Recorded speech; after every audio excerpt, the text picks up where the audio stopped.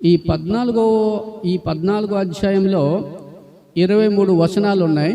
అవన్నీ మరి ఇప్పుడు నేను చదివించడానికి టైం లేదు. రెండు విషయాలను చదివించాను. ఒకటి ఏంటంటే సహోదరులకి, సంఘంలో ఉండే సహోదరులకి ఎటువంటి ఆటంకం కలిగించకూడదు, అడ్డు కలిగించకూడదు. ఒకటో పాయింట్. ఇదే విషయాన్ని మొదటి కొరింథీయులకు రాసిన పత్రిక 10వ అధ్యాయం 32వ వచనంలో కూడా రాయబడి ఉంది.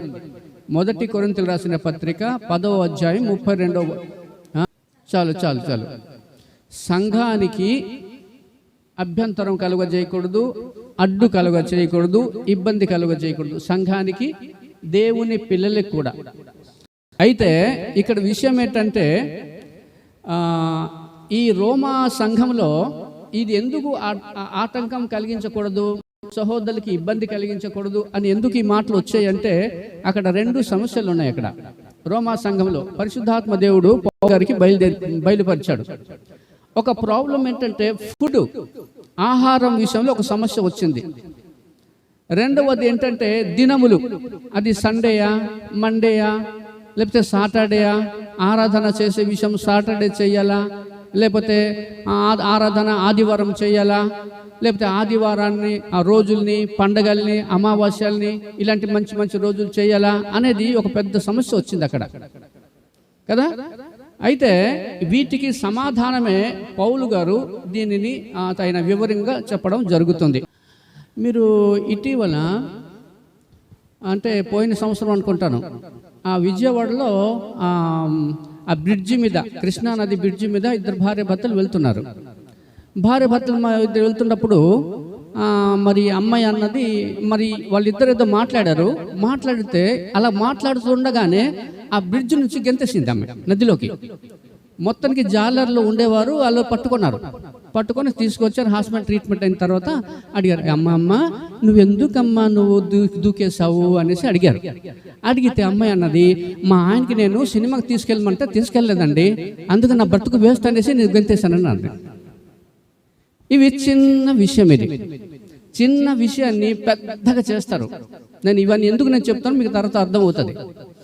చిన్న విషయాలే, అంత అవసరం లేదు, అవి పట్టించుకోని అవసరం లేదు. భార్య భర్తలు ఇద్దరు షాపింగ్కి వెళ్ళారు. షాపింగ్కి వెళ్తే భార్య ఏమన్నదంటే వాషింగ్ మిషన్ కొందామన్నది. భర్త ఏమన్నాడంటే ఫ్రిడ్జ్ కొందామన్నాడు. వాళ్ళ దగ్గర 15,000 రూపాయలు ఉన్నది. వాషింగ్ మిషన్ ఫ్రిడ్జ్ అది ఎంతవరకు అయిందంటే వాళ్ళిద్దరు పెద్ద అక్కడ గొడవ వచ్చేసి ఇంటికి వచ్చేసి నా మాట కాదంటే నువ్వు నా మాట కాదన్నావు అని చెప్పి లాస్ట్గా వాళ్ళిద్దరు డైవర్స్ అయిపోయారు. చిన్న విషయం అది, అంత ఇంపార్టెన్స్ కావవి. చిన్న విషయానికి దాన్ని పెద్దగా చేస్తారు చూడండి, అదనమాట. కాబట్టి ఏదైతే చిన్న విషయాలు ఉన్నాయో దాన్ని చిన్నగానే చూడాలి, ఏదైతే పెద్ద విషయాలో దాన్ని పెద్దగా చూడాలి. ఇప్పుడు మన క్రిస్టియన్ సమాజంలో క్రిస్మస్ గురించి ఉంది. క్రిస్మస్ కొంతమంది ఏమంటారంటే బైబిల్లో యేసుప్రభువు పుట్టుక గురించి బైబిల్లో లేదు, అది ఎవరికి తెలియదు, దేవుడు దాన్ని రహస్యంగా ఉంచాడు. యేసుప్రభువు పుట్టుక 25వ తారీఖు అని ఒకడు అంటాడు, ఇంకొకడు యేసుప్రభువు పుట్టుక 1వ తారీఖున డిసెంబర్ 1వ తారీఖు ఇంకొకడు అంటాడు. అంత దానికోసమని పెద్దగా ఇంట్లో గొడవ పడిపోయి సంఘంలో వీడిపోవాల్సిన అవసరం దానికి లేదు. అలాగే కొంతమంది ఏం చేస్తారంటే క్రిస్మస్ పండగ జరుపుకోవాలని కొంతమంది, అంటే కొన్ని సంఘాలు ఉన్నాయి వాళ్ళు క్రిస్మస్ పండగ జరుపుకోరు, క్రిస్మస్ జరుపుకోరు.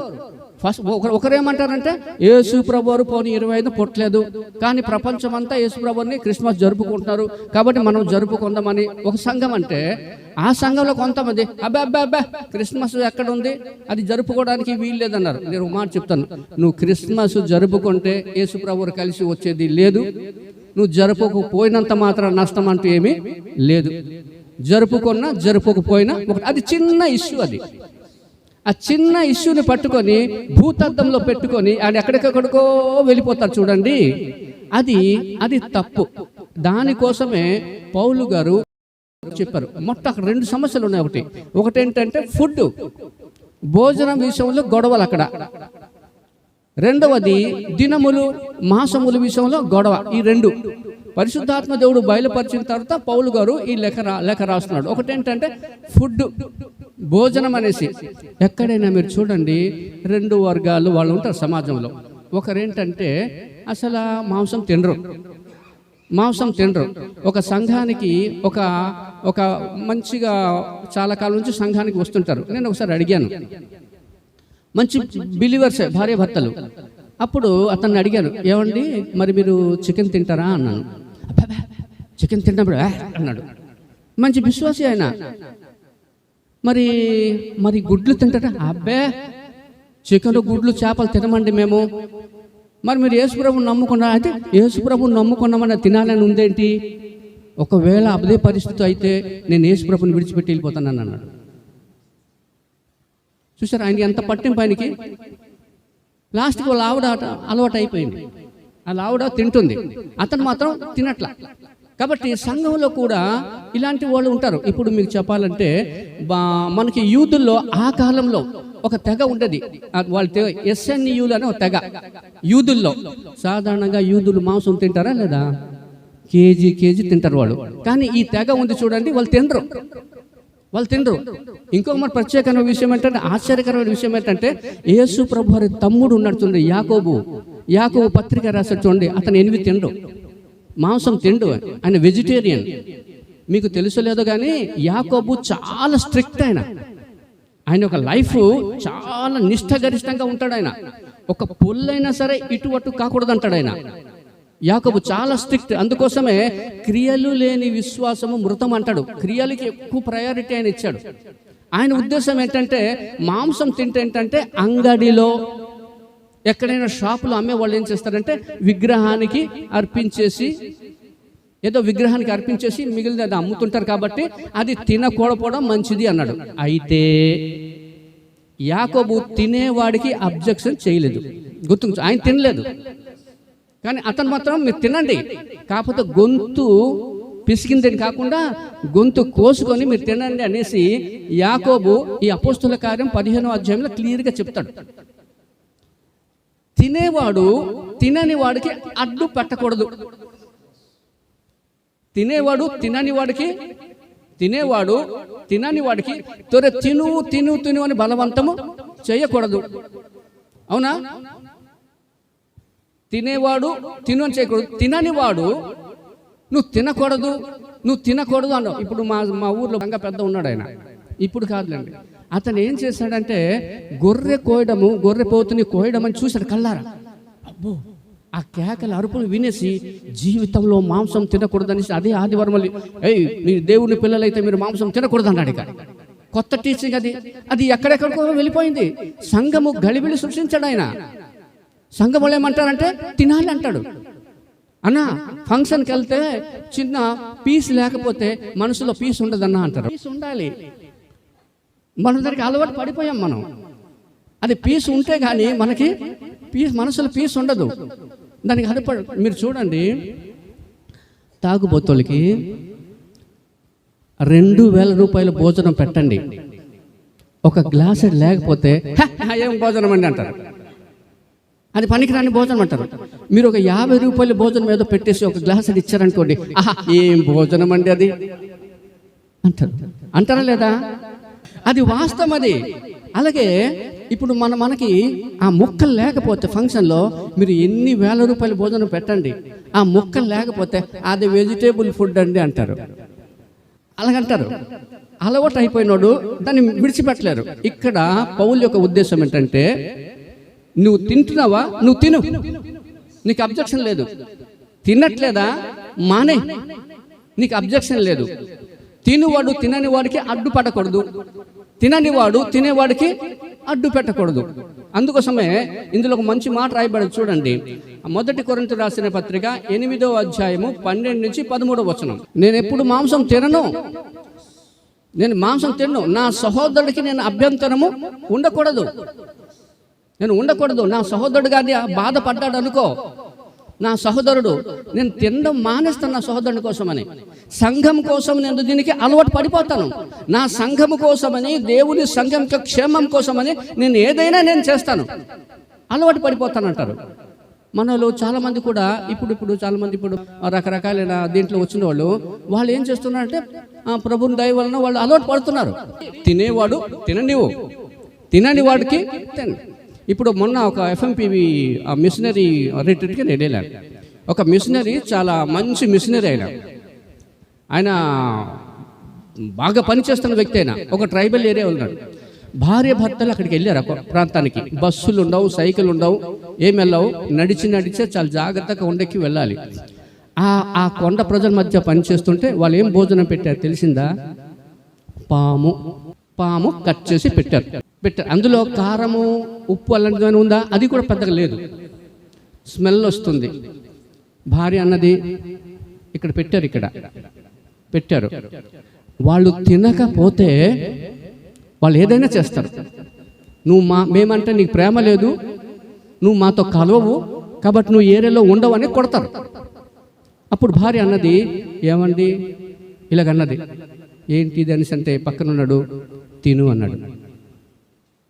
తిను, నువ్వు దేవుని సేవకురాలైతే తిను, దేవుని పరిచర్యకి వచ్చావంటే నువ్వు తిను, ఆత్మలు సంపాదించాలంటే నువ్వు తిను, నీకు ఇష్టం ఉన్నా లేకపోయినా నువ్వు తిను. ఎవరి కోసం తినాలి? ఎవరైతే అన్యులు ఉన్నారో వాళ్ళని ప్రభువులోకి తీసుకురావడం కోసం నువ్వు తినాల్సిందే, వారి కోసం నువ్వు తల వగ్గాల్సిందే. అంటప్పుడు బలవంతంగా వాంతి వస్తుంటే బలవంతంగా దిగమింగుకొని తిన్నమాట. ఆ మిషనరీ చెప్తాడు, ప్రభు పరిచర్యలో ఇబ్బంది కలగకుండా ఉండాలని, సహోదరులకి ఇబ్బంది కలగకుండా ఉండాలని. వాళ్ళకి తెలియదు, వాళ్ళు కొత్తగా వచ్చిన వాళ్ళు, నూతనగా వచ్చిన విశ్వాసులు వాళ్ళకి తెలియదు. కానీ నువ్వు సీనియర్ కదా, నువ్వు అన్ని తెలిసిన వాడివి కదా, దేవుని పరిచయం పట్ల భారం ఉంది కదా, దేవుని పరిచయం చేయాలనే నీకు ఉద్దేశంతో కదా నువ్వు ఇంత ఖర్చు పెడుతున్నావు, ఇంత ప్రయాసపడుతున్నావు. సీనియర్స్ జూనియర్స్కి అనుకూలంగా ఉండాలి, అంతేకాని జూనియర్స్ మనకు అనుకూలంగా ఉండాలని ఎప్పుడు అనుకోకూడదు. ఫుడ్ విషయంలో క్లారిటీ క్లియర్గా పౌలు చెప్పాడు.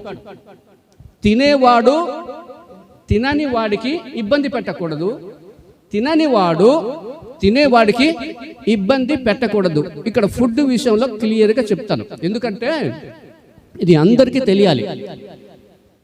చాలామంది ఏంటంటే లేవి గ్రంథంలో, లేవీయులకు రాసిన ఆ గ్రంథంలో తీకండి 11వ అధ్యాయంలో ఏది తినాలో ఏది తినకూడదో రాయబడి ఉంది. ఏది తినాలో ఏది తినకూడదో రాయబడి ఉంది. అయితే నూతన నిబంధన గ్రంథములో నిషేధమైనది ఏది లేదు. నీకు తినాలని లేదనుకో, మానే. ఏదైతే తినకూడదని లేవి గ్రంథంలో ఉందో అది నేను తిననంటే మానే. కానీ కొత్త నిబంధన గ్రంథంలో మాత్రము అటువంటి నిబంధన లేదు. ప్రార్థన చేసి తింటే దేవుడు పరిశుద్ధపరుస్తాడు. ఇది క్లారిటీ ఉండాలి విశ్వాసులకి. ఎందుకంటే బైబిల్లో మార్కు సువార్త 7వ అధ్యాయం యేసుప్రభు వారు చెప్పిన మాట నేను చెప్తున్నాను. మార్కు సువార్త 7వ అధ్యాయం 18 నుంచి 19. చాలు, అంటే నువ్వు తినేది మనిషిని అపవిత్రపరచదు. కొత్త నిబంధన గ్రంథములో మరి నేను ఒక్కాణించి చెప్తున్నాను. ఎక్కడైనా మీరు ఏ టీచింగ్ అయితే వింటే వినండి, నేను కాదంటలేదు, కానీ నేను వాస్తవంగా చెప్తున్నాను. కొత్త నిబంధన గ్రంథంలో ఎటువంటి నిర్బంధము లేదు, ఏది లేదు. బైబిల్లో రాయబడి ఇంకో దగ్గర అపోస్తుల కార్యము 10వ అధ్యాయము 9 నుంచి 16లో ఒక మాట రాయబడి ఉంది. అపోస్తుల కార్యము 10వ అధ్యాయము 9 నుంచి 16వ వచనంలో ఇక్కడ సందర్భం ఏంటంటే పేతురు ప్రార్థన చేస్తున్నాడు. మధ్యాహ్నం పూట చాలాసేపు ప్రార్థన చేసేటప్పుడు బాగా ఆకలిస్తుంది, బాగా విపరీతమైన ఆకలిస్తుంది. అప్పుడు యేసు ప్రభు వారు దర్శనం చూపించాడు. అక్కడ 2 రకాలైన అర్థాలు ఉన్నాయి.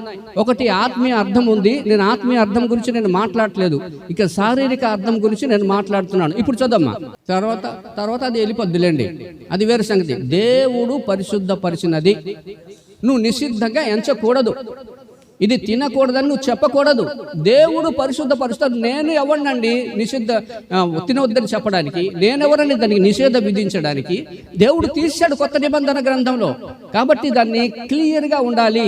కొత్త నిబంధన గ్రంథంలో ఫుడ్ విషయంలో నిషేధమైనది ఏమీ లేదు. అర్థమైనా? ఇంకోసి చూడండి, 1 తిమోతి రాసిన పత్రిక 4వ అధ్యాయం 3-5. దేవుడు సృజించిన ఆహార వస్తువులను ఏదియు నిషేధింపదగినది కాదు. ఈ సందర్భంలో లేవి గ్రంథములో 11వ అధ్యాయం మీరు మర్చిపోవాలి. దేవుని పిల్లలు దాన్ని మర్చిపోవాలి. ఓకేనా? దాంట్లో క్లియర్గా ఉండాలి. ఇంకోటి దీని మీద ఒక మాట చెప్తాను. ఇంకా తీతుకు రాసిన పత్రిక 1వ అధ్యాయం 15వ వచనం, పవిత్రులకు అన్నియు పవిత్రమే గాని ఏదియు పవిత్రము కాదు. ఎవరికది? అవిశ్వాసులకి, అపవిత్రులకు. దేవుడిచ్చిన ఫుడ్ని నువ్వు కానీ అపవిత్రము, నిషేధము అని అనుకున్నావు అనుకో, నువ్వు అపవిత్రంతో సమానము, అవిశ్వాసితో సమానము. ఒకవేళ మీకు తినాలనిపించలేదనుకో, మీరు పొరపాటున సరే తినకూడదు అనే మాట నీ నోటి నుంచి రాకూడదు. నువ్వు మానే, నీ వరకే, నీకే పరిమితం అది. కానీ నీ ఆలోచనను సంఘం మీద రుద్దకూడదు, దేవుని పిల్లల మీద రుద్దకూడదు. దాని మీద నీ క్లారిటీ ఉండాలి. తర్వాత రెండో విషయం ఏంటంటే 17వ వచనం చూడండమ్మా. ఒరే బాబు, మీరు దేవుని రాజ్యం అంటే మీరు ఏమనుకుంటున్నారు? భోజనం అనుకుంటున్నారేంటి? అది తినాలి, ఇది తినకూడదు, అది తినాలి, అది తినకూడదు అనుకో. వద్దు నాయన, అది చిన్న విషయం, అది చిన్న విషయం. తినని విషయాలు, చేయని విషయాలు ఉంటాయి. చేయని విషయాలు మానేయాలి. ఇప్పుడు చెప్పింది చేయకుండా చెప్పని దానికి ఎక్కువ ప్రయారిటీ ఇస్తారు చూడండి, అది పాపం. అది వాళ్ళు అపవిత్రులు. దేవుని పిల్లలు గమనించండి, ఎప్పుడైతే దేవుడైతే స్ట్రిక్ట్గా అది చేయకూడదంటే చేయకూడదంతే. దేవుడు మౌనంగా ఉన్నాడు అనుకో, దానికి నువ్వు ఏదేదో పూసేసి దానికోసం చేస్తే కుదరదు. ఇక్కడ భోజనము, అసలు రోమా సంఘంలో భోజనంకి అంత ప్రయారిటీ ఎందుకు ఇవ్వాలి? అది తినాలి, ఇది తినకూడదు ఎందుకు? అసలు దేవుని రాజ్యం అంటే భోజనం పానం కాదమ్మా బాబు. దేవుని రాజ్యం అంటే ఏంటంటే అది నీతి. అది నీతి కోసం నువ్వు సంఘంలో పాటుపడాలి, సమాధానం కోసం నువ్వు సంఘంలో పాటుపడాలి, పరిశుద్ధాత్మనందలి ఆనందం కోసం నువ్వు అది దేవుని రాజ్యం అండి. ఇదేం న్యాయం, ఇదేం అన్యాయం అండి? భోజనం గురించి కొట్టుకోవడం. ఇక్కడ భోజనం గురించి అది చిన్న విషయం, అది చాలా చిన్న విషయం. చిన్న విషయాన్ని తీసుకొచ్చేసి భూతత్వంలో చూసి కుటుంబంలో గలిబిలి చేయడము, సంఘంలో గలిబిలి చేసడము, అవి చేయకూడదు. చిన్న విషయాన్ని మర్చిపో. చిన్న చిన్న విషయాలు, అవసరం లేని విషయాలు నువ్వు మర్చిపో. దానికోసం ఎక్కువ ప్రయారిటీ తీసుకెళ్ళిపోయి పంతంలోకి వెళ్ళిపోయి ఏదో నా మాట నెగ్గాలని అనుకుంటే ఏమవుతుందంటే, నేను అలాగ అనుకుంటే నా కుటుంబంలో గలిబిలి అయిపోతుంది, నా కుటుంబంలో అలజడి అయిపోతుంది, నా సంఘంలో అలజడి అయిపోతుంది, నా పరిచర్యలో అలజడి అయిపోతుంది, నేను ఇలా టీచింగ్ చేస్తే సంఘంలో అలజడి అయిపోతుంది.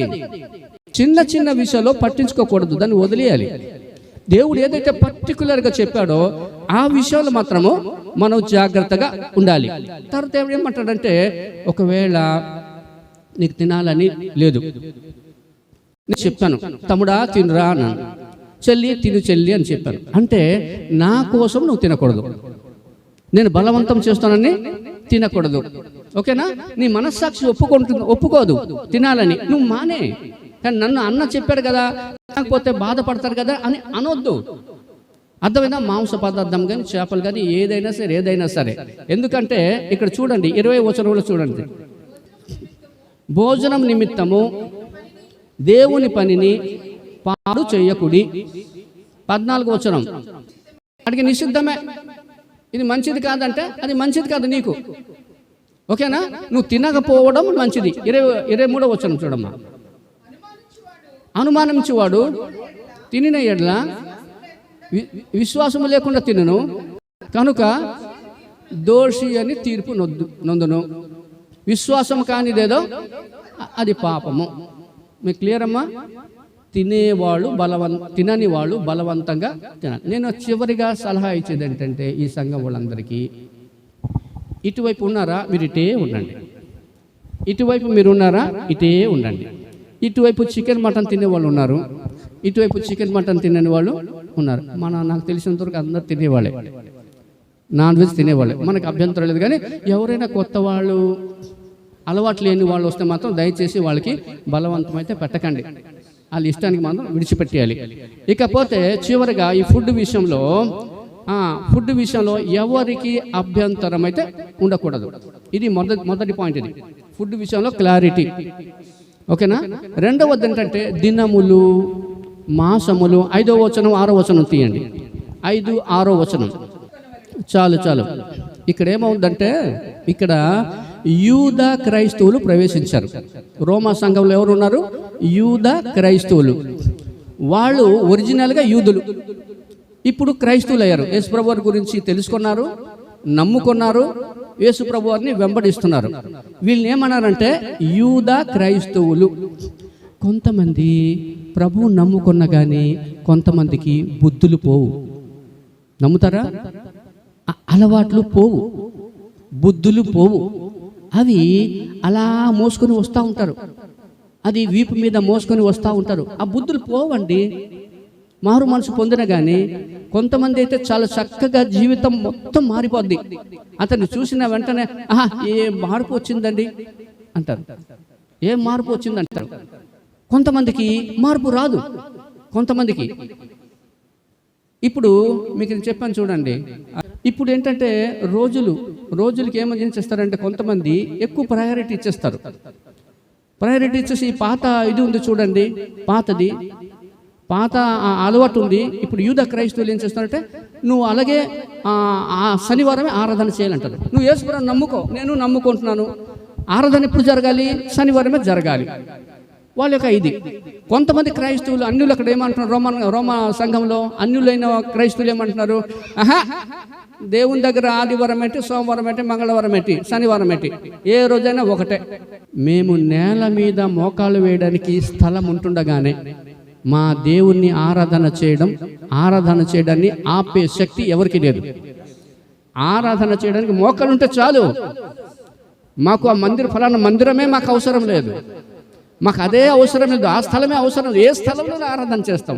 అంతే కూడా దేవుని ఆరాధన చేసినప్పుడు మాకు శనివారమే అవసరం లేదు, ఆదివారమే అవసరం లేదు. ఆదివారం లేదనుకో, సెలవు లేదనుకో, అయ్యో శుక్రవారం ఆరాధన చేసుకుంటామండి మనము. ఇదిగో ఇక్కడే చేసుకుంటాం, శుక్రవారం చేసుకుంటాం లేదా? ఒకవేళ కోపపడిపోయి వీళ్ళు శుక్రవారం చేస్తున్నారనేసి సోమవారం అంతే మంచిదని అన్నారనుకో, సోమవారమే కూడుకుంటాం ఇక్కడ మన దేవుణ్ణి. ఇక్కడ సమస్య వచ్చింది వీళ్ళకి, యూద క్రైస్తవులకి. వీళ్ళకి రోజులు వాళ్ళు లెక్క పెడుతున్నారు. వీళ్ళు ఏమంటారంటే ఇదేంటండి రోమ్ సంఘంలో వీళ్ళు అసలు ఇది క్రిస్మస్ పండగ లేదంటారు, ఆ పండగ లేదంటారు, అమావాస్య లేదంటారు, ఇది దాన్ని పర్ణశాలక పండగ లేదంటారు. యూదులకి బోల్డ్ పండగలు ఉంటాయి తెలుసా, బోల్డ్ పండగలు ఉంటాయి. మన క్రైస్తవులకి ఎన్ని పండగలు? 2. ఏదేది?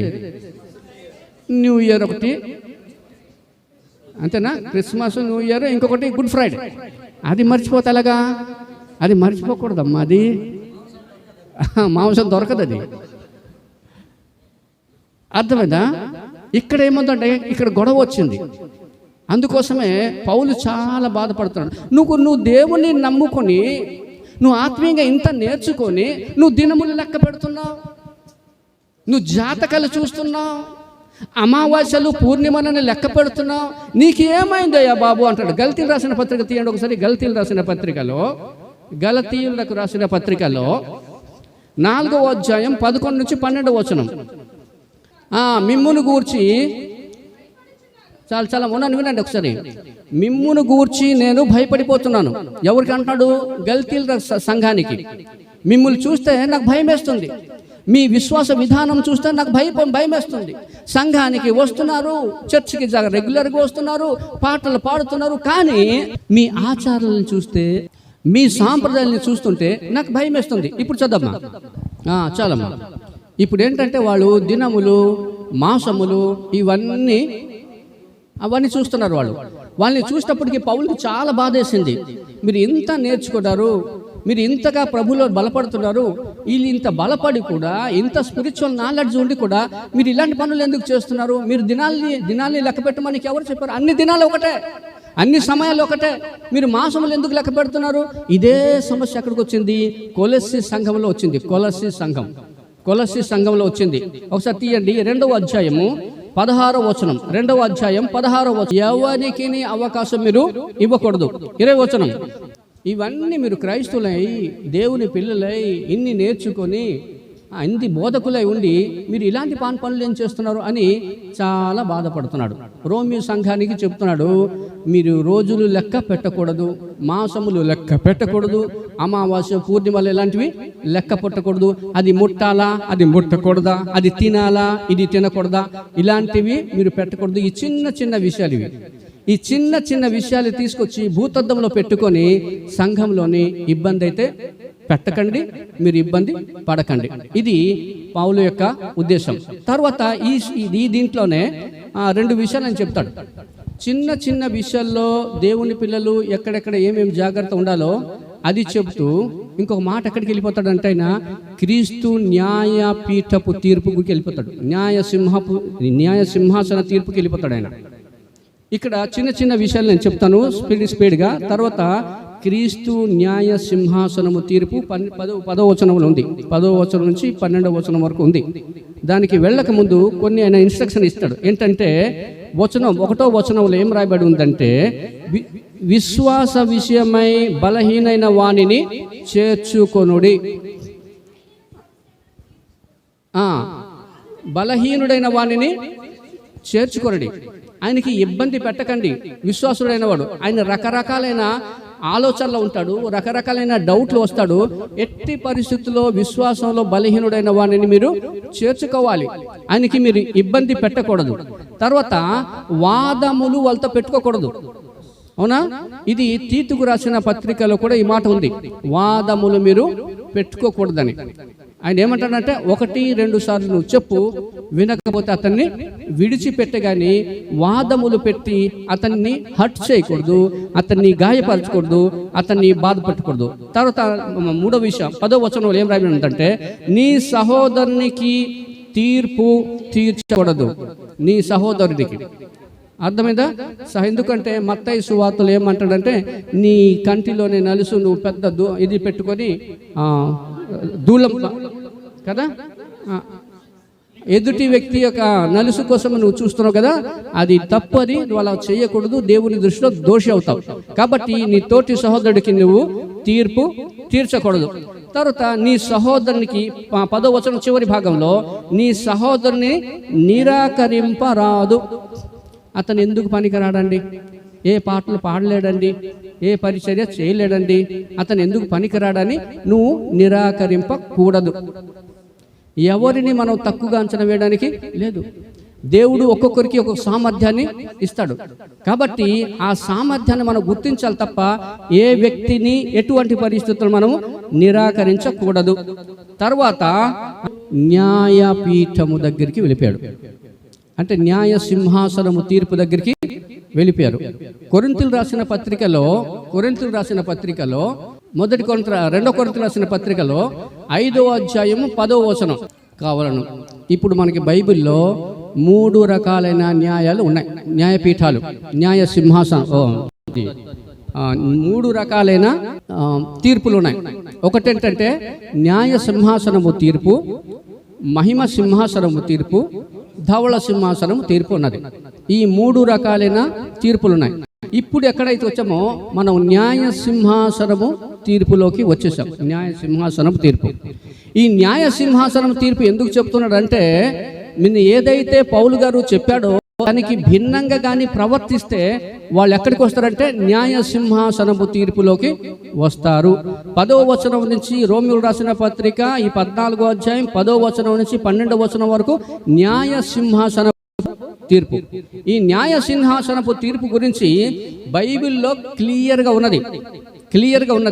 ఈ న్యాయ సింహాసనపు తీర్పు గురించి ఏమేమి రాయబడి ఉందో నేను చదువుతాను, మీరు వినండి ఒకసారి. ఇక్కడ రాయబడింది ఏంటంటే, ప్రకటన గ్రంథము 20వ అధ్యాయం 12వ వచనంలో ఏం రాయబడి ఉందంటే, ఇదిగో నేను త్వరగా వచ్చుచున్నాను, వాని క్రియల చొప్పున ప్రతివాని కిచ్చుటకు నేను సిద్ధపరిచిన జీతము నా యొద్ద ఉన్నది. ఇది న్యాయ సింహాసనము తీర్పు. ఇది అలాగే రోమా పత్రిక 2వ అధ్యాయం 6వ వచనంలో ఏం రాయబడి ఉందంటే, ఆయన ప్రతి వానికి వాని క్రియల చొప్పున ప్రతిఫలము ఇచ్చును. ఇది న్యాయ సింహాసనము తీర్పు. ఈ సింహాసనము తీర్పు ఎవరికంటే అన్బిలీవర్స్కి ఉండదు.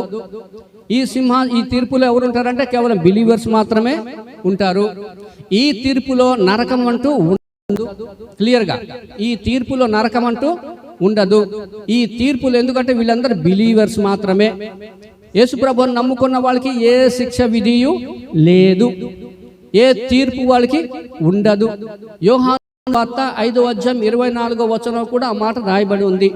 వాళ్ళ తీర్పులోకి రారు కదా. ఇది న్యాయ సింహాసనము తీర్పు. ఇది న్యాయ సింహాసనం తీర్పు. ఏంటంటే చేస్తారంటే ఈ తీర్పులో యేసుప్రభువు అడుగుతారు, నీకు ఆరోగ్యం ఇచ్చారు కదా, నీ ఆరోగ్యం ఏం చేశావు? నీకు హెల్తీ పర్సన్గా ఇచ్చాను కదా, నీ ఆరోగ్యాన్ని నువ్వేం చేశావు? నా పరిచర్యని ఉంటా నువ్వు ఎంతవరకు వాడుకున్నావు? నీ ఆరోగ్యాన్ని ఎంతవరకు నువ్వు చేసుకున్నావు? సోమరిపోతు వాళ్ళకి పడుకున్నావా? ఆరోగ్యాన్ని ఇచ్చేసి ఇష్టం వచ్చినట్టు తిరిగావా? దేవుని పరిచర్య చేసావా? అది ఒక విమర్శ. ఈ న్యాయ సింహాసనం తీర్పులోనే విమర్శ ఏంటంటే ఇంకొకటి, నీకు టైం ఇచ్చాను, రోజుకి 24 గంటలు ఇచ్చాను, దేవుని పరిచర్యకి ఎంత చేసావు? నువ్వు ప్రార్థనలో ఎంత గడిపావు? దేవుని పరిచర్యలో ఎంత తిరిగావు? దేవునికి ఇవ్వాల్సిన సమయం ఎంత ఇచ్చావు? టైం విషయంలో దేవుడు ఖచ్చితంగా అడిగి తీరుతాడు. నువ్వు బైబిల్ ఎంతసేపు చదువుతున్నావు, ఎంతసేపు ప్రార్థన చేస్తున్నావు, ఎంతసేపు పరిచర్యకి వెళ్తావు అనేసి అనుకుంటే, నువ్వు ఊరుకుంటే దేవుని దృష్టిలో నీకు నరకంలో పడాడు. కానీ నీకు ఏమవుతుందంటే ఎటువంటి కిరీటాలు బహుమానాలు అయితే ఉండవు. సమయం విషయంలో క్లియర్గా దేవుడు అడుగుతాడు. తర్వాత ట్రెజర్ అంటే నీకు ఇచ్చిన ఆస్తి. నీకు ఇచ్చిన ఆస్తిలో దేవుని కోసం నువ్వు ఎంత వాడావు, దేవుని కోసం, దేవుని పరిచర్య కోసం ఎంత వాడావు, అది దేవుడు ఖచ్చితంగా అడుగుతాడు. అలాగే టాలెంట్. కొంతమందికి పాటలు పాడే టాలెంట్స్ ఉంటాయి, తలాంతులు ఉంటాయి. వాళ్ళు పాటలు పాడరు. ఎవరు పాటలు పాడతారు తెలిసిందా? ఎటువంటి తలాంతులు ఉండవు చూడు, వాళ్ళు పాడతారు. ఒక అతనట మొన్న మీటింగ్ నుంచి మధ్యలో లేచి వెళ్ళిపోతున్నాడట. వెళ్ళిపోయేటప్పుడు పాస్టర్ గారు పరిగెత్తి వెళ్ళాడు. తమ్ముడు ఏం వెళ్ళిపోతాడు అంటే, నాకు పాటలు పాడడానికి నాకు ఇవ్వలేదన్నట, టైం నాకు ఇవ్వలేదని అన్నాడు. టాలెంట్ ఉండేవాళ్ళు పాడాలి, టాలెంట్ లేని వాళ్ళు కూర్చోవాలి కదా. టాలెంట్ ఉన్నవాడు పాడకుండా, టాలెంట్ లేని వాళ్ళు పాడుతున్నారంటే, టాలెంట్ లేని వాళ్ళు పాడడం కాదు. బైబిల్ సంగమ క్రమం ఏంటంటే, ఇప్పుడు నేను వాక్య పరిచర్య చేయడం దేవుడు నాకు వచ్చిన కృపావరం, అవునా? నేను ఇది చేయగలను, కానీ ఇది పట్టుకొని ఇది నాకు ఇవ్వు, నేను ఇది ప్లేస్ చేస్తానంటే అవుతుందా? అది అవ్వదు. నాకు ఇది ఇవ్వట్లేదు కాబట్టి నేను ఇక్కడ నేను ఉండను అంటే అవుతుందా? ఉండదు. నాకు దేవుడు ఏ టాలెంట్ ఇచ్చాడో ఆ టాలెంట్ చేయాలి, అవునా? అదన్నమాట. దేవుడు దాన్ని ఖచ్చితంగా అడుగుతాడు. టైంని అడుగుతాడు, ట్రెజర్ని అడుగుతాడు, టాలెంట్ని అడుగుతాడు. ఏం చేసావయ్యా నువ్వు టాలెంట్వి? నీకు 5 తలాంతులు ఇస్తే నువ్వేం చేసావయ్యా? 2 తలాంతులు ఇస్తే నువ్వేం చేసావయ్యా? 1 తలాంతు ఇస్తే నువ్వేం చేసావంటే, 5వ తలాంతు కూడా ఏమంటాడంటే, 5 అయ్యా నువ్వు 5 నాకు ఇచ్చావు, నేను ఇదిగో 5 తలాంతులు సంపాదించాను. 2 వాడు ఏమంటాడని తెలిసిందా? నువ్వు నాకు 2 ఇచ్చావు, ఇంకా 2 చేశాను. ఇంకో 1 ఇచ్చిన వాడు ఏమంటాడు తెలిసిందా? పోయి వాడవు, నీ సంగతి నాకు తెలుసు, నువ్వేం చేస్తావు నాకు తెలుసు, అందుకోసమే నువ్వు ఇచ్చిన తలాంతుని భద్రంగా పూడ్చిపెట్టి ఇచ్చాను అంటాడు. అర్థమైందా? దేవుడు ఖచ్చితంగా తలాంతుల విషయంలో అడుగుతాడు. ఇది న్యాయ విమర్శలో జరుగుతుంది. దీన్ని ఏమంటారంటే న్యాయ సింహాసనపు తీర్పు. ఇకపోతే న్యాయ సింహాసనం ఏముంటుందో తెలిసిందా? ఒకటి విమర్శ ఉంటుంది, రెండవది ఏంటి ఉందంటే మెప్పు ఉంటుంది. న్యాయ సింహాసనంలో మెప్పు ఖచ్చితంగా ఉంటుంది. దేవుడు చప్పట్లు కొట్టిస్తాడు. దేవుడు సంఘం ఎదుట, ఈ సార్వత్రిక సంఘం ఎదుట ఘనపరుస్తాడు, ఆయన మెప్పు పొందుతాడు. చూడండి, బైబిల్ రాయబడింది. 1 పేతురు రాసిన పత్రిక 1వ అధ్యాయము 7వ వచనం. 1 పేతురు పత్రిక, దేవుడు ఆ రోజు ఘనపరుస్తాడు. దేవుని యొక్క మెప్పు ఉంటుంది. విశ్వాసులందరూ చప్పట్లు కొడతాడు. ఎందుకంటే ప్రభువు కోసం నువ్వు టైం కేటాయించావు, ప్రభువు కోసం నువ్వు ట్రెజర్ని కేటాయించావు, నీ ధనాన్ని కేటాయించావు, ప్రభువు కోసమని నీ యొక్క తలంతుల్ని నువ్వు కేటాయించావు. కాబట్టి దేవుడు ఏం చేస్తాడంటే, నువ్వు చేసిన పనికి దేవుడు ఆయన మెప్పు ఘనత ఇస్తాడు. తర్వాత ఏంటంటే ఇంకొక విషయంలో ఆయన దేవుడు పొగుడుతాడంటే బల నమ్మకమైన మంచి దాసుడు అంటాడు. బల నమ్మకమైన మంచి దాసురాలు అని యేసు ప్రభు వారు ఆయన పొగుడుతారు. ఇది ఎక్కడది? న్యాయ సింహాసనము తీర్పు. టైం ఎంత? న్యాయ సింహాసనపు తీర్పు. ఇప్పుడు న్యాయ సింహాసనపు తీర్పులోకి మనం ఇప్పుడు వెళ్తున్నాం. ఈ న్యాయ సింహాసనపు తీర్పులో ఏముంటుందంటే, ఒకటి దేవుడు విమర్శ చేస్తాడు. నేను చెప్పాను కదా, టైము, ట్రెజరు, టాలెంట్, నీ ధనము, నీ ఆరోగ్యం విషయంలో చేస్తాడు, నీ మాటల విషయంలో చేస్తాడు, నువ్వు ఎక్కడెక్కడ ఏం మాట్లాడుతున్నావో చేస్తాడు. నువ్వు రకరకాలైన ఉంటారు సంఘంలోనే, మన సంఘంలోనే కాదు కానీ సార్వత్రిక సంఘంలో ఏం చేస్తారంటే బ్యాక్ బైటింగ్ అంటారు.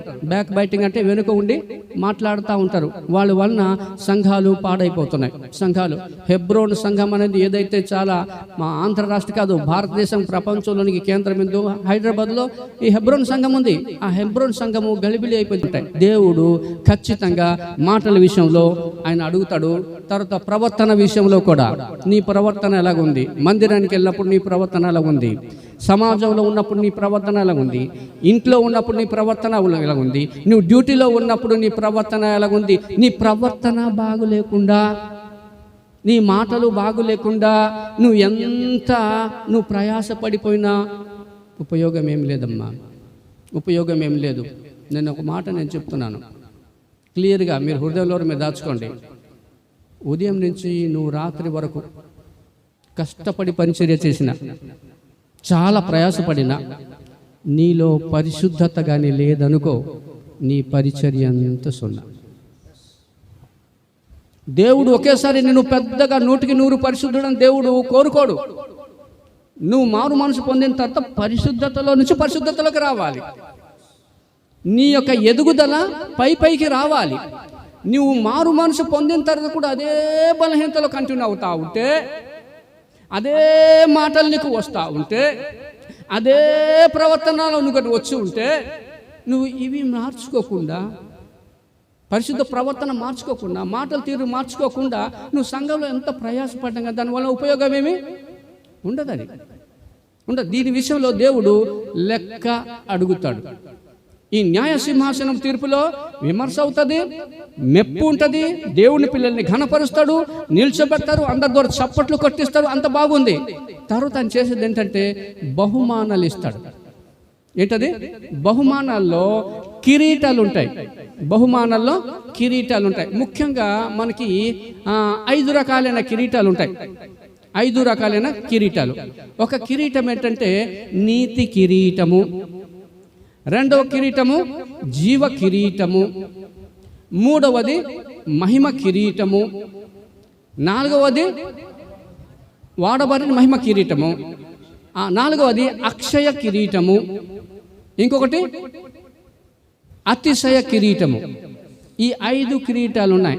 ఇంకొకటి ఏంటంటే ఈ 5టికి ఖచ్చితంగా ఉంటారు విశ్వాసులు. ఇంకొకటి ఏంటంటే ఏ కిరీటము లేని ఒక వర్గం కూడా ఒకటి ఉంటుంది. ఏ వర్గం వాళ్ళు ఏంటంటే, ఒక మాట నేను చెప్పాలంటే వాళ్ళ గురించి ముందే చెప్పేస్తారు. ఏ కిరీటం వాళ్ళకి ఉండదు. అది ఎందుకంటే మొదటి కొరింథీయులు రాసిన పత్రిక 3వ అధ్యాయం 12 నుంచి 15 వచనం వరకు చెప్పేస్తాను. నేను డైరెక్ట్గా చెప్పేస్తాను. అక్కడ ఏంటంటే ఆ రోజు ఆ కొయ్య అవి అని ఉంటాయి చూడండి, అవన్నీ కాలిపోతాయి, ఇవి నిలబడవు. వాళ్ళు ఏంటంటే వాళ్ళు రక్షణ పోదు, వాళ్ళకి రక్షణ పోదు. ఈ 5 కిరీటాలు వాళ్ళకి రావు, కానీ వాళ్ళకి రక్షణ అయితే పోదు. వాళ్ళు ఎలాంటి పరిస్థితుల్లో వాళ్ళు ఉంటారంటే, మనకి అర్థమైన భాష చెప్పాలంటే ఇప్పుడు లాగినట్లు లాగాలి. వాళ్ళు ఎలాంటి పరిస్థితులు అంటే, ఏ కిరీటం పొందని వాళ్ళు కొంతమంది విశ్వాసులు ఉంటారు. ఒక వర్గం ఒకటి ఉంటారు. వాళ్ళు ఈ 5 కిరీటాలు పొందడానికి సపరేట్ వర్గాలు ఉంటాయి. ఈ ఒక్క వర్గం కిరీటం పొందని వర్గం ఎలా ఉంటుందంటే, పెరాలిసిస్ వాళ్ళు ఉంటారు చూడండి. పెరాలిసిస్ వాళ్ళకి ప్రాణం తొందరగా పోదు, ప్రాణం పోదు. వాళ్ళు కూర్చుంటారు, వింటుంటారు, చూస్తూ ఉంటారు. వాళ్ళు జీవితంలో ఆనందించలేరు. జీవితంలో అటు ప్రాణం పోదు, జీవితంలో ఆనందించలేరు. అక్కడ 5 కిరీటాలు పొందిన వాళ్ళని చూసుకొని వీళ్ళు బాదుకుంటూ ఉంటారు. అయ్యో ఈ కిరీటం ఒకటైనా నాకు రాలేదని చాలా వేదనకు గురి అయిపోతూ ఉంటారు, చాలా బాధపడుతూ ఉంటారు. అంటే అక్కడ పెరాలిసిస్ ఏం లేవులేండి, మీకు ఒక అర్థమైన ఎగ్జాంపుల్ చెప్పాను. అంటే అంత బాధపడుతూ ఉంటారు, అంత వేదన చెందుతూ ఉంటారు. అయ్యో నాకు ఒకటైనా వస్తుంది బాగుండు, ఒకటైనా బాగా వస్తుందని. ఈ వర్గం వీళ్ళు కొంతమంది ఉంటారు. వీళ్ళు ఇలాంటి వాళ్ళు ప్రపంచంలో సార్వత్రిక సంఘములో, సార్వత్రిక సంఘం అంటే అన్ని సంఘాలమ్మా, దయచేసి అర్థం చేసుకోండి. మించిన విశ్వాసులు వేరు వేరు సంఘాలు ఉన్నారు, గొప్ప గొప్ప దైవజనులు ఉన్నారు. మనకి సంఘ భేదాలు ఏం లేవు. యేసు ప్రభువుని నమ్ముకున్న వాళ్ళందరూ మారు మనసు పొందిన వాళ్ళే, వాళ్ళు సార్వత్రిక సంఘంలో ఉంటారు. యేసు ప్రభు దగ్గర పశ్చాత్తాపడిన వాళ్ళు సార్వత్రిక సంఘంలో సభ్యులై ఉంటారు. యేసు ప్రభువుని సొంత రక్షకుడిగా అంగీకరించిన వాళ్ళు సార్వత్రిక సంఘంలో వాళ్ళు ఉంటారు, ఖచ్చితంగా వాళ్ళు ఉంటారు. అర్థమైందా? వీళ్ళు ఖచ్చితంగా సార్వత్రిక సంఘంలో ఉంటారు. ఈ సార్వత్రిక సంఘంలో ఈ కొంతమంది మాత్రమే వాళ్ళకి ఏ కిరీటాలు రావు. కానీ కొంతమంది ఉంటారు చూడండి, వాళ్ళకి ఈ 5 కిరీటాలు వస్తాయి. నీతి కిరీటం ఎవరికని తెలిసిందా? మంచి పోరాటం ఎవరైతే పోరాడతారో, తన పరుగును పుట్టిస్తారో, ఎవరైతే విశ్వాసమును కాపాడుకుంటారో వాళ్ళకి నీతి కిరీటం వస్తుంది. అది ఖచ్చితంగా. అందుకోసమే పౌలు ఏమంటాడంటే, నాకే కాదయ్యా, దేవుణ్ణి నాలాగే దేవుని యొక్క రాకడ కోసం అపేక్షించిన వారందరికీ అది వస్తుంది అంటాడు. ఒకటేంటంటే ఫస్ట్ మంచి పోరాటము పోరాడి తిని. పౌలు యొక్క పోరాటము చాలా విశిష్టమైన పోరాటము. ఆయన యొక్క పోరాటము మామూలు పోరాటం కాదు. ఆయన పోరాటం అంటే ఇక్కడ ఏంటంటే కష్టాల్లో నిలబడ్డం. పోరాటం అంటే బాధలో నిలబడ్డం, ఇబ్బందిలో నిలబడ్డం, వెళ్ళిపోవడం కాదు. చిన్న కష్టాలు వచ్చేటప్పటికి అమ్మో అనేసి సంఘం నుంచి వెళ్ళిపోవడం కాదు. శ్రమలు వచ్చినప్పుడు, కష్టాలు వచ్చినప్పుడు, బాధలు వచ్చినప్పుడు ధైర్యంగా ఎవరైతే నిలబడతారో దాన్ని పోరాటం, మంచి పోరాటం పోరాడంటాడు పౌలు. ఈ 11 కొరింథీయులకు రాసిన పత్రిక 2 కొరింథీయులకు రాసిన పత్రిక 11వ అధ్యాయమున 2 కొరింథీయులకు రాసిన పత్రిక 11వ అధ్యాయం 23 నుంచి 28 వరకు అతను ఎలాంటి కష్టాలు అనుభవించారో, ఎలాంటి కష్టాల్లో అతను నిలబడ్డాడో, ఎలాంటి కష్టాన్ని ఆయన సహించాడో అది వివరంగా అందులో రాయబడి ఉంటుంది. అన్ని కష్టాలు వచ్చినప్పుడు, అందులో బాధలు వచ్చినప్పుడు ఆయన పోరాడాడంటే కత్తి పట్టి ఫైటింగ్ చేయడం కాదు, శారీరక ఫైటింగ్ కాదది. కష్టాలు వచ్చినప్పుడు దాన్ని తట్టుకోవడం, బాధలు వచ్చినప్పుడు తట్టుకోవడం. ఇది ఒక్కసారి చదువుతారా? 2 కొరింథీయులకు రాసిన పత్రిక 11వ అధ్యాయం 23వ వచనం నుంచి అనేక ఉన్నాయి. మీకు తెలుసా, పౌలు గారు శారీరకంగా బలహీనుడు. ఆయన దృఢంగా ఉండే మనిషి అంటే కాదు. ఆయన శారీరకంగా, ఫిజికల్గా ఆయన మంచిగా దౌఢ్యం కలిగిన వ్యక్తి అయితే కాదు. ఆయన కొంచెం సన్నంగా ఉంటాడు, పొట్టిగా ఉంటాడు, చాలా బలహీనుడు. విపరీతమైన దెబ్బలు తిన్నాడు. విపరీతంగా ఫాస్టింగ్ ప్రేయర్ చేసేవాడు, విపరీతంగా. అప్పుడప్పుడు భోజనం కూడా దొరికేది కాదు. అందుకోసమే పౌలు చాలా బలహీనుడు. పౌలు ఫిజికల్గా అయితే బలహీనుడు. ఇలాంటి బలహీనుడైన ఈ పౌలు ఇవన్నీ చెప్పుకొస్తూ ఇంకా చెప్పవలసినవి ఇంకా ఉన్నాయి, ఇంకా చాలా చెప్పాల్సినవి ఉన్నాయి అంటాడు. వీటన్నిటినీ ఆయన సహించాడు, భరించాడు. కాబట్టి మంచి పోరాటము పోరాడి తిని, మంచి పోరాటానికి ఆయన ఏమంటాడంటే, నన్ను బలపరచు వాని అందే నేను సమస్తమును చేయగలను.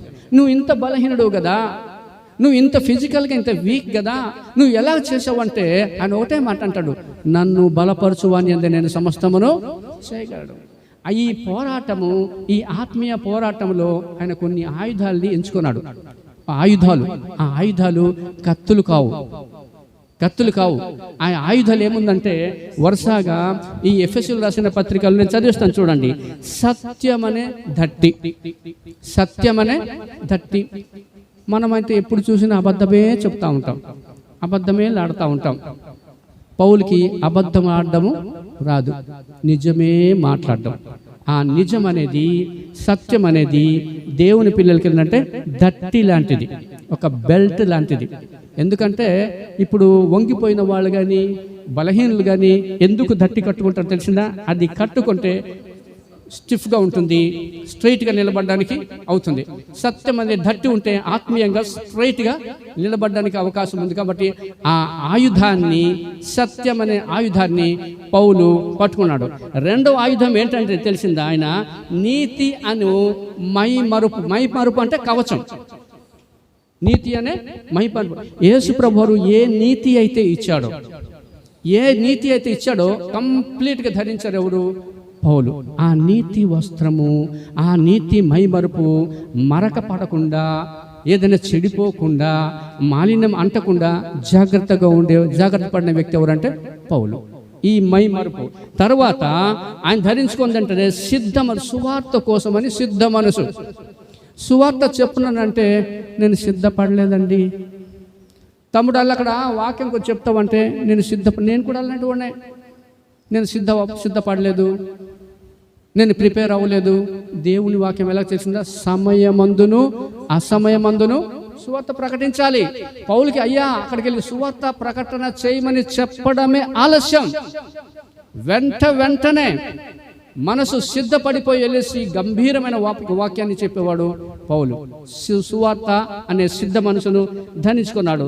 తర్వాత విశ్వాసం అనే డాలు అని తెలుసు కదా, యుద్ధం చేసినప్పుడు పోలీసు వాళ్ళకి తెలుస్తుంది, ముఖ్యంగా సైనికులకి తెలుస్తుంది కదా.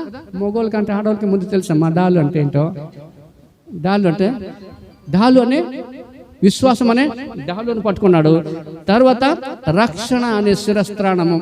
ఏ వ్యక్తి అయినా సరే ఆత్మీయంగా జీవించాలంటే, ఆత్మీయంగా పోరాటం చేయాలంటే రక్షణ కంపల్సరిగా ఉండాలి. ఎవరైతే ప్రభువు నమ్ముకుని ఉంటారో, ఈశ్వరం నమ్ముకుని ఉంటారో వాళ్ళకి రక్షణ వస్తుందని బైబిల్ క్లియర్గా చెప్తుంది. ఇది తర్వాత చివరిగా ఆయన పెట్టుకుంది ఏంటంటే ప్రార్థనతోనే ఫైట్ చేశాడు ఆయన. రాత్రి పగళ్ళు ప్రార్థన చేసేవాళ్ళు. ఎలాంటి ప్రార్థన చెప్పనా? ఆయన పరిచర్య చేసింది, సంఘాలు స్థాపించింది, ఆసియా ఖండంలో స్థాపించాడు, ఆఫ్రికా ఖండంలో స్థాపించాడు, యూరోప్ ఖండాల్లో స్థాపించాడు. దేశాల్లో కాదు, ఖండాల్లో స్థాపించాడు పౌలు. ఆ సంఘాన్ని స్థాపించిన తర్వాత మరిచిపోయిన వ్యక్తి కాదు. ఒక సంఘాన్ని స్థాపించి పౌలు యొక్క పరిచర్య ఎలా ఉంటుందంటే, ఒక సంఘం స్థాపించడం, 2-3 ఎల్డర్స్ని ఇక్కడ పెట్టేయడం, అంతటి కోసం మనకి భారం ఉంది. కన్నీటి ప్రార్థన, పగలు కన్నీటి ప్రార్థన చేసేవాడు పౌలు. ఆ ప్రార్థన అనే ఆయుధాన్ని ఉపయోగించుకున్నాడు. దానితోనే ఆయన పోరాటం చేశారు. ఎపఫ్రా అని మీరు విని ఉంటారు. ఎపఫ్రా కదా, కొలస్సీ సంఘంలో పెద్ద ఆయన. కొలస్సీ సంఘంలో పెద్ద పౌలుకి ఉపచారం చేసిన వ్యక్తి ఎపఫ్రా. ఆయన ఎలా ప్రార్థన చేశాడు తెలిసిందా? ఒకసారి తిండి ఎపఫ్రా గురించి. కొలస్సీలు రాసిన పత్రిక 4వ అధ్యాయం 12వ వచనం. కొలస్సీలు రాసిన పత్రిక 4వ అధ్యాయం 12వ వచనం.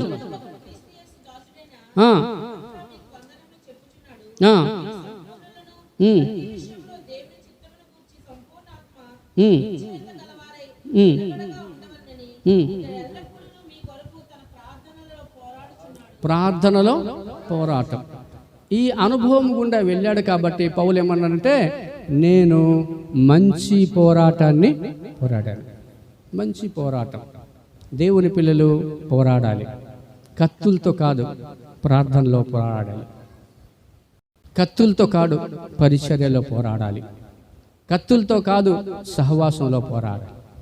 దేవుని పిల్లలు సహవాసంకి తరచుగా వెళ్ళి ప్రార్థన చేస్తూ ఉంటే నీ ఆత్మ జీవితంలో నువ్వు పోరాడినట్లే ఈ పోరాటంలో నువ్వు గెలుస్తావు.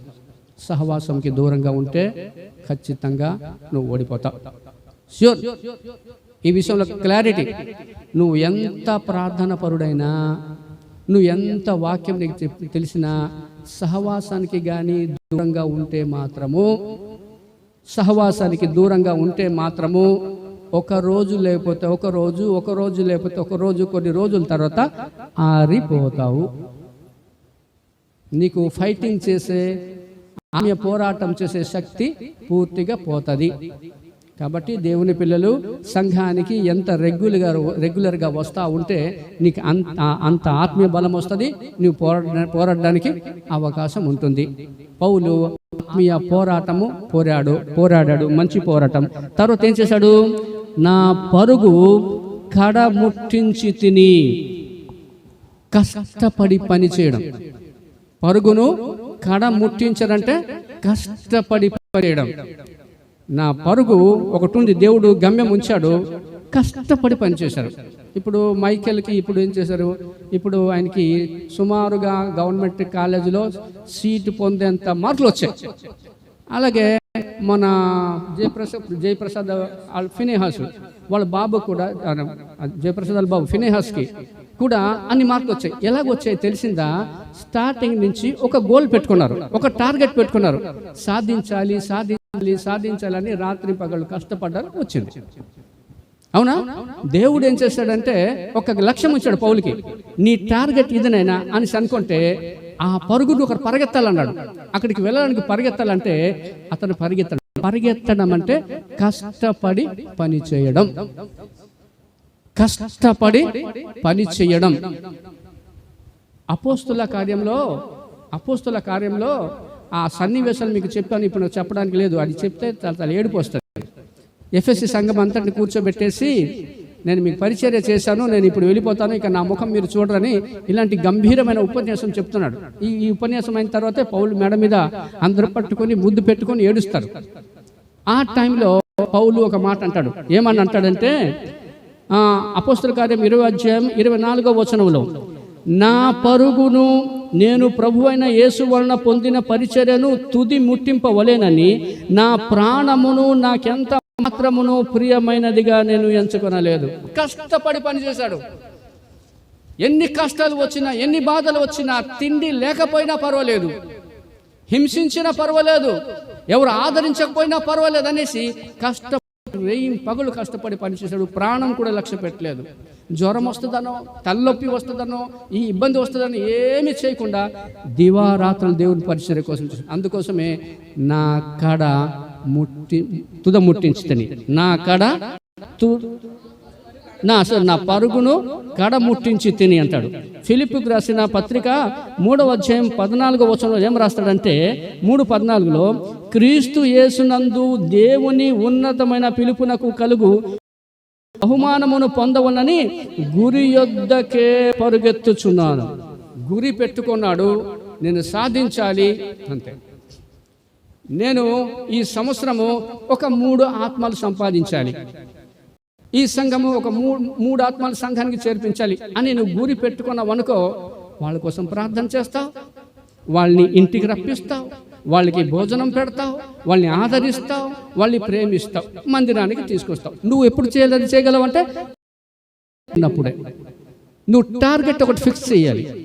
టార్గెట్ ఫిక్స్ చేసి ఈ సంవత్సరానికి 3 కాదు 2, పోనీ 2 కాదు 1 ప్రభువులోకి నేను నడిపిస్తాను నువ్వు అనుకున్నావనుకో, వాళ్ళని నువ్వు గురి పెడితే వాళ్ళ కోసం నువ్వు ఎంతైనా నువ్వు చేస్తావు, నువ్వు ఎంతైనా డబ్బులు ఖర్చు పెడతావు, నీ సమయం ఎంతైనా నువ్వు కేటాయిస్తావు, నువ్వు ఏదైనా చేస్తావు. నువ్వు ఒక్క ఆత్మ సంపాదించు, దేవుని దగ్గర నీకు ఎంత ఆశీర్వాదం. ఒక్క ఆత్మ సంపాదించు, నువ్వు టార్గెట్ గురి యొద్దకు పరిగెత్తు, ఆ ఒక్క గురి కోసం నువ్వు పరిగెత్తు, దేవుని యొక్క బహుమానం ఎంత ఉందో చూస్తావు. అక్కడ అద్భుతమైన బహుమానం ఉంటుంది. కాబట్టి అక్కడ ఏమంటాడంటే నా పరుగును కడ ముట్టించి తిని. చాలామంది విశ్వాసులు ఏం చేస్తారంటే కష్టపడి పని చేస్తుంటారండి. పరిగెడుతుంటారు దేవుని పరిచయం. అన్న ఎక్కడున్నావంటే ఇల్లు ఎక్కడ పరిచర్యలో ఉన్నాను. తమ్ముడు ఎక్కడ ఉన్నావంటే ఇల్లు ప్రార్థనలో ఉన్నాను. తమ్ముడు ఎక్కడ ఉన్నావంటే మందిరం కట్టబడుతుంది అక్కడ ఉన్నా అంటాడు. ఎక్కడ ఉన్నాను? దేవుని పరిచయలో ఉన్నాను. ఎప్పుడు చూసినా దేవుని పరిచయం, ఇప్పుడు దేవుని పరిచర్య. ఒకసారి ఒక అతను నాకు ఫోన్ చేసి ఎక్కడున్నావు అని ఒకసారి అడిగాడు. నేను ప్రార్థనలో ఉన్నాను అన్నాడు. ఇంకొకసారి ఫోన్ చేశాను, నువ్వు ఎక్కడ ఉన్నావు అంటే చర్చిలోనే ఉన్నాను. ఇంకో దగ్గర ఒకసారి ప్రార్థన చేసినప్పుడు ఇంకెక్కడ ఉన్నావంటే మళ్ళీ దేవుని వాక్యం చెప్తున్నాను అన్నాడు. అప్పుడు ఒకసారి అన్నాడు, నీకు డ్యూటీ తప్పించి ఈ పరిచయం తప్పించి నీకు మరి పని పాటలు లేవు అన్నాడు. లేదు, నా పని పాటలు లేదు, మీరు నమ్ముతారు లేదు కానీ నేను డ్యూటీ నుంచి వస్తానా బైబుల్ తీసుకొని కూర్చొని పోతాను అంతే ఇంటి దగ్గర. బైబిల్ నాకు అసైన్మెంట్ చాలా ఉంటాయి. దేవుని వాక్యం అంతా నేను ఖాళీగా ఉండను. దేవుని వాక్యం ఎక్కువగా వాక్యం చెప్తా ఉంటాను. నేను వచ్చాను డ్యూటీ నుంచి రావడం ఆలస్యము, కొద్దిగా ఫ్రెష్ అయిపోతాను, బైబిల్ పట్టుకొని చదువుకుంటాను అంతే. కాబట్టి అక్కడ ఏం చేయాలంటే చాలామంది ఏం చేస్తారంటే ముందు చాలా చక్కగా పోరాడుతుంటారు, చక్కగా పరిగెత్తా ఉంటారు, గురి వద్దకు పరిగెత్తా ఉంటారు.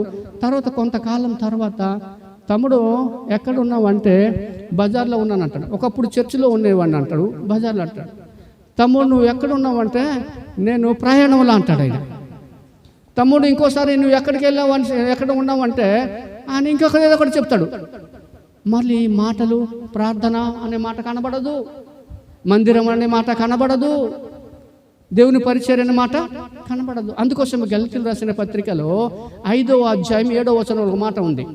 5వ అధ్యాయం 7వ వచనంలో మీరు బహుగా పరిగెత్తుచుంటిరి, ఎవరయ్యా మిమ్మల్ని అడ్డగించాడు? చాలమ్మా, ఎవరు మీకు అడ్డగించాడు?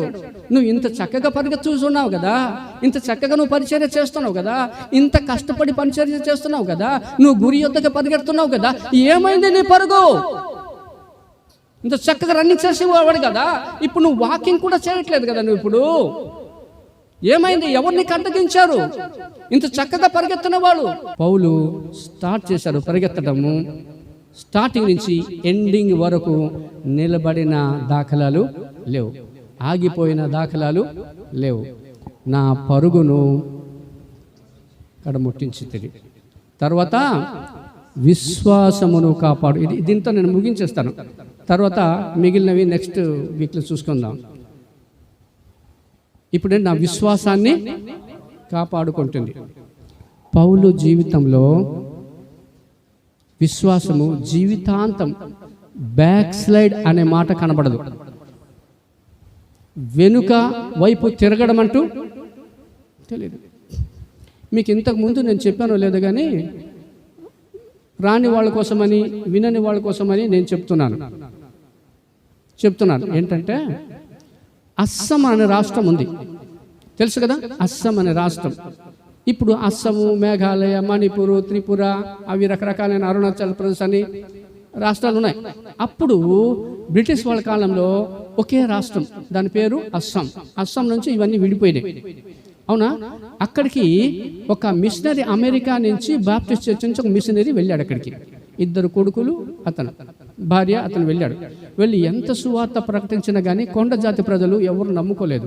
చివరికి ఏమైందంటే భార్య భర్తల్ని తీసుకొచ్చారు, 2 కొడుకుల్ని కొండ జాతి వాళ్ళు తీసుకొచ్చారు, బంధించారు, కాళ్ళు చేతులు బంధించారు. ఈ మిషనరీ చేతులు బైబిల్ మాత్రం ఉంది. అప్పుడు ఒక మాట అన్నాడు ఆ కొండ జాతి నాయకుడు, రేయ్ నువ్వు మా దేవుడు కాదని, మా కొండ జాతి దేవుడు కాదని, నువ్వు యేసుక్రీస్తు అని ఏదో కొత్త మతం బోధిస్తున్నావు చూడు, నువ్వు దాన్ని డినై చేయాలి, నువ్వు తృణీకరించాలి. యేసు నిజమైన దేవుడు కాదు, నేను వెంబడించను అని నువ్వు చెప్పాలి. చెప్పకపోతే ఏమవుద్ది తెలిసిందా? నీ కళ్ళ ఎదురుగానే మిమ్మల్ని చంపేస్తామన్నాడు. అంటే అప్పుడు అన్నాడు, ఒక మాట అన్నాడు. ఆ మాట అంటే దానిని తర్వాత పాట రూపంగా రాశాడు. అదే అది చెప్పిన మాటలే. ఆయన ఏం చెప్పాడంటే, I have decided to follow Jesus. I have decided to follow Jesus. No turning back, no turning back. యేసుని వెంబడించడానికి నిర్ణయం తీసుకున్నాను, వెనుకడిగే ప్రసక్తి లేదు అన్నాడు. చూస్తుండగానే 2 కొడుకుల్ని బాణం వేసి కొట్టారు, భార్యని కొట్టారు, గిల్ల కొట్టి చనిపోయారు. ఇప్పుడు చెప్పు నీ ప్రాణాన్ని నువ్వు కాపాడుకోవాలంటే యేసుని డినై చేయాలి, తృణీకరించాలంటే అప్పుడు అంటాడు, though all may leave me still I will follow. అందరూ నన్ను విడిచిపెట్టినా నేను యేసుని వెంబడిస్తాను. చివరిగా చెప్తున్నాను, చెప్పు నీ ప్రాణం ఇప్పుడు తీసేస్తామంటాడు. అప్పుడు అంటాడు, the cross before me, the world behind me, no turning back. ముందు సిలువ శ్రమలు ఉన్నా కానీ, వెనుక లోకం ఉన్న ఆకర్షణ ఉన్నా కానీ నేను అటే వెంబడిస్తాను తప్ప వెనుక. అప్పుడు ఏం చేశారు తెలిసిందా? దమ్మని కొట్టారు, గిల్ల పడిపోయి చనిపోయాడు. ఆయన చనిపోతే ఆ బైబిల్ తీశాడు ఎవరు? కొండ జాతి నాయకుడు. చూసి ఇందులో ఏముందండి, దేనికోసం ఇతంత త్యాగం చేశాడు, ఏమి సాధించడానికి ఇతను ఇది చేశాడు? భార్య అంటే ఇష్టం లేదా? కొడుకులు అంటే ఇష్టం లేదా, ఇతని ప్రాణం అంటే ఇష్టం లేదా, అసలు ఇంతలో ఏముంది అని తీసుకెళ్ళి బైబిల్ చదివాడు. బైబిల్ చదివిన తర్వాత ఈయనే నిజమైన దేవుడు అన్నాడు. ఆ మాటల్నే పాట రూపంగా ఇతను రాశాడు, కొండజాతి నాయకుడు.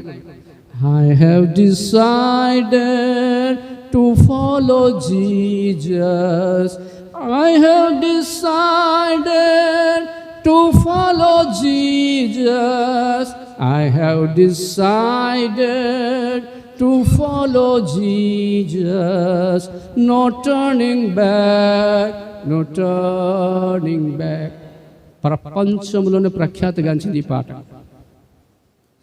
సజీవమైన సాక్ష్యం. మిషనరీ ఏ మిషనరీ అయినా చెప్పి చనిపోయాడు. ఆ మాటలు పాటల రూపంలో వచ్చింది. ప్రపంచంలో ఈ పాటలు తెలియని దేశాలు అంటూ లేవు. No turning back, no turning back. పౌలు జీవితం విశ్వాసాన్ని ఎలా కాపాడుకున్నాడు, విశ్వాసంలో అడుగు పెట్టాడు. ఏ రోజైతే ఆయన మారు మనసు పొందినప్పుడు, యేసుప్రభుని ప్రత్యక్షంగా చూసినప్పుడు 2 కళ్ళు ఆయనకి పోయి ఎప్పుడైతే కనబడలేదో, అననీయ వచ్చి సహోదరుడా దేవుడు నేను బాగు చేస్తున్నాడు, స్వస్థపరుస్తున్నాడు, ఇప్పుడే స్వస్థపరిచాడో, అతని విశ్వాసము రూట్తో సహా వెళ్ళిపోయింది లోపలికి, హృదయం లోపలికి. అక్కడి నుంచి బైబిల్లో రాయబడి ఉంది, పౌలు ద్వారా దేవుడు విశేషమైన అద్భుతాలు చేయించాడని బైబిల్లో రాయబడి ఉంది. విశేషమైన అద్భుతాలు, గొప్ప కార్యాలు చేశాడు. పౌలు యొక్క విశ్వాసము బలంగా బలంగా బలంగా వెళ్ళిపోయింది. చివరిగా చనిపోయే వరకు అతని యొక్క విశ్వాసము సడల్ల. కష్టాలు వచ్చినా, బాధలు వచ్చినా, శ్రమలు వచ్చినా, ఏదొచ్చినా నో టర్నింగ్ బ్యాక్. విశ్వాసమును కాపాడుకుంటాం. పౌలు విశ్వాసమును కాపాడుకున్న జీవితాంతమైన కాపాడుకున్నాడు. చాలామంది చివరి ముగిస్తాను, విశ్వాసంలో వస్తుంటారు, విశ్వాసంలో కొనసాగుతారు. బైబిల్లోనే కొంతమంది ఉదాహరణలు ఉన్నారు. విశ్వాసంలో వచ్చారు, దేవుని సేవని వెళ్ళారు, కొంతకాలం తర్వాత వాళ్ళు తప్పిపోయారు దారిలో నుంచి. వాళ్ళ గురించి నేను చదివి మాత్రం నేను ముగించేస్తాను. ఒకటి తీయండి, తిమోతి రాసిన మొదటి పత్రిక 4వ అధ్యాయము 1వ వచనం. వాళ్ళు ఎవరెవరి మీద బోధ మీద వాళ్ళు చేస్తారంట, మోసపరచు ఆత్మల బోధ మీద, అలాగే దెయ్యముల బోధ మీద ఎవరైతే మనసు ఉంచుతారో వాళ్ళు విశ్వాసపరచులు అయిపోతారు. వీళ్ళు ఎవరంటే తప్పుడు బోధ. మోసపరచు బోధ అంటే తప్పుడు బోధ. మోసపరచు బోధ అంటే ఈ దెయ్యముల బోధ.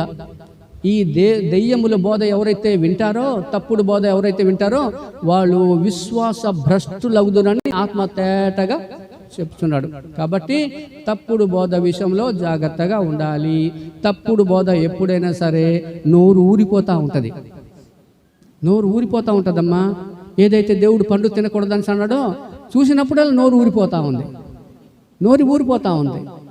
తప్పుడు బోధ అలా ఉంటాయి, అంత ఆకర్షణీయంగా ఉంటాయి. తప్పుడు బోధల విషయంలో జాగ్రత్తగా ఉండాలి.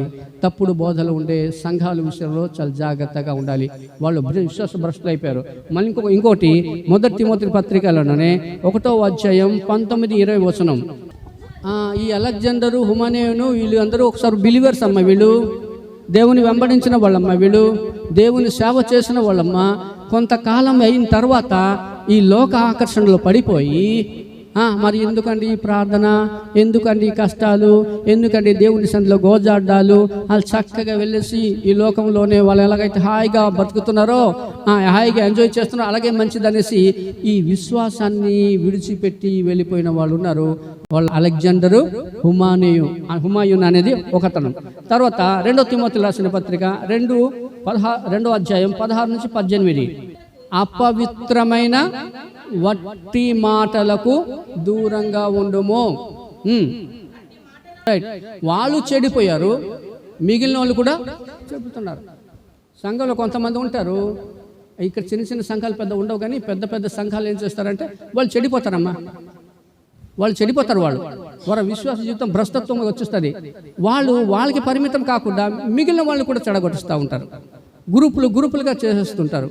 పెద్ద పెద్ద సంఘాల్లో, ఈవెన్ వైజాగ్లో ఉండే చాలా మంది విశ్వాసం నుంచి తొలగిపోయిన పరిస్థితులు కూడా ఉన్నాయి. కాబట్టి జాగ్రత్తగా ఉండాలి. చివరిగా 2వ తిమోతి రాసిన పత్రికలోనే 3వ అధ్యాయం 8వ వచనం. వీళ్ళు ఏం చేశారంటే ఇవన్నీ ఎంబరేవాడు మోసని ఎదిరించారట. నువ్వు ఏం పాస్టర్ నువ్వు అన్నారు. నీ దేవుడు నీకే తోడు ఉన్నాడేంటి? మాకు దేవుడు తోడుగా లేడేంటి? దేవుడు నీ ద్వారా అద్భుతం చేస్తాడేంటి? నా ద్వారా చేయడేంటి? వాళ్ళ చెల్లి కూడా అలాగే అన్నదిలే. ఎవరు అక్క, మోషే వాళ్ళ అక్క కూడా, మిరియాము, ఇలాంటివి అన్నారు. దేవుని సేవకుడు విషయంలో నేను ఒక మాట ఏమంటానంటే, ఏ సేవకుడు విషయంలో మనం ఎగ్నెస్ట్గా మాట్లాడకూడదండి. ఇక్కడే కాదు, ఏ సేవకుడు విషయంలో ఏ పాస్టర్కి ఎగ్నెస్ట్గా అయితే మాట్లాడకూడదు. అది దేవుడు దాన్ని మెచ్చుకొనడు, దేవుడు దాన్ని హర్షించడు. కాబట్టి దేవుని పిల్లలు చాలా జాగ్రత్తగా ఉండాలి. మన సంఘంలోనే కాదు, మీరు ఎక్కడెక్కడైనా సరే దేవుడు దానికి ఏమైనా పాస్టర్లు తప్పు చేస్తే దేవునికి వాళ్ళు లెక్క అప్పు చెప్తారు తప్ప పాస్టర్కి మనం కామెంట్ చేయడం అయితే మంచిది కాదు. దాని పర్యవసనం చాలా తీవ్రంగా తీక్షణంగా ఉంటుంది. అది బైబిల్ యొక్క సత్యం. ఈ అన్నే అంబరే వాళ్ళు ఇలాంటివి ఎదిరించారు, వాళ్ళు పాడైపోయారు, విశ్వాసం నుంచి భ్రష్టులు అయిపోయారు. వీళ్ళని వెంబడించే వాళ్ళు చాలా మంది కూడా విశ్వాసం నుంచి భ్రష్టులు అయిపోయారు. నేను చెప్పే విషయం ఏంటంటే, మనం ఏదైతే విశ్వాసంలో ఉన్నామో జీవితంలో no turning back, no turning back. కష్టాలు వచ్చినా, శ్రమలు వచ్చినా, బాధలు వచ్చినా దేవుని దగ్గర ఏడుద్దాం. ఆ కష్టాల నుంచి, శ్రమల నుంచి బయటికి వద్దాం. అట్టి కృప దేవుడు మనందరికీ దయచేయునుగాక. ఆమేన్.